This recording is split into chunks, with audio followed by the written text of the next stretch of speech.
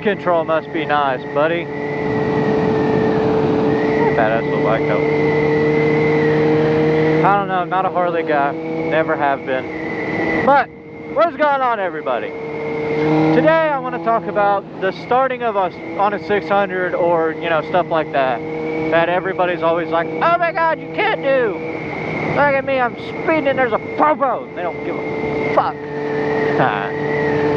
No, he's fine. But, so, today I want to start off talking about the 600 starting and stuff like that, where everybody's like, oh my god, you can't start on a 600. It's impossible, you're all gonna spontaneously die. So, what are you doing? So, the first thing I want to talk about is the ergonomics feature. If you get a 400 or a 300, and I'm not saying everybody can start on a 600, but if you get a 4 or a 600, or a 4 or a 300 or something in that range, most of them are ergonomically more straight up than an actual 600 or 1000. What is that place? I don't know. But most of them ergonomically are not the same. So it's nice to start on a 600 per se and actually, you know, get the feeling of the bike exactly the way that you're gonna be whenever you upgrade. And I'm not saying you have to, because realistically, starting on a 600 or starting on a 400, you can keep a 400 forever, depending on how, you know, how you ride, whatever. But like for me personally, I like to go fast every now and then, or faster every now and then. I like the low or the more power of a 600. Even if I'm not going 160, this thing's a lot easier and more comfortable to get to go in 70 or 80, and doesn't rev nearly as high when you're up that high in speeds. But a lot of 400s, you know, you'll be screaming at 80 or 90 mile an hour because most of them only top out at like 120. So like you're in 6th gear and at 8,000 RPMs, or I actually don't know how much. I think the 400 RR, I think it revs out to like 16K. But like you're in the higher rev range. And I mean, that bike, I think that bike's actually a lot better than the older ones like the KTM. I love this thing. But I think that bike is better than some of the other 400s, just for the type of bike that it is. But like the majority of 400s are smaller.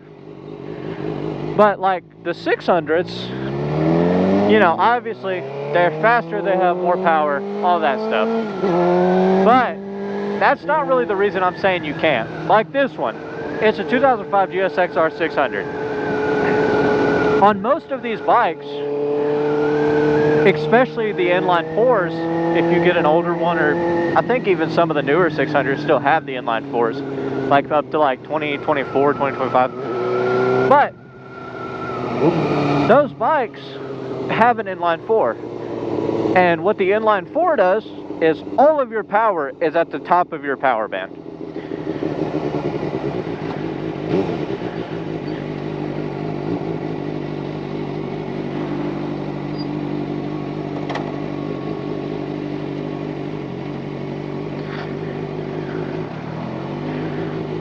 Can we go?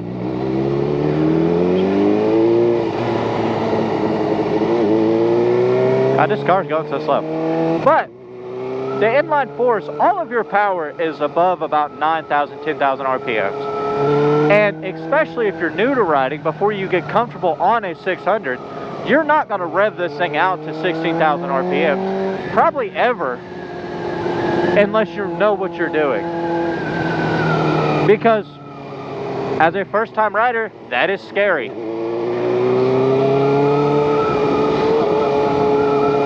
Come on, give me a break somewhere.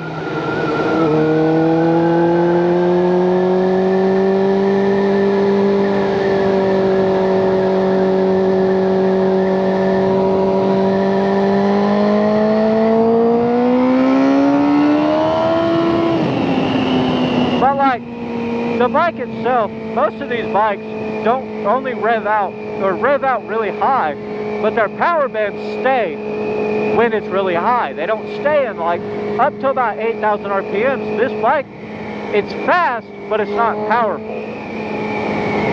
So like that's where you gotta understand. Starting on a 600 really ain't as scary or as mind-boggling or terrifying as everybody makes it out to be. They are slightly heavier, but most bikes, after you get going about 10 miles an hour, you don't even feel that heavy. Look, it's another popo. There's autopopos out today.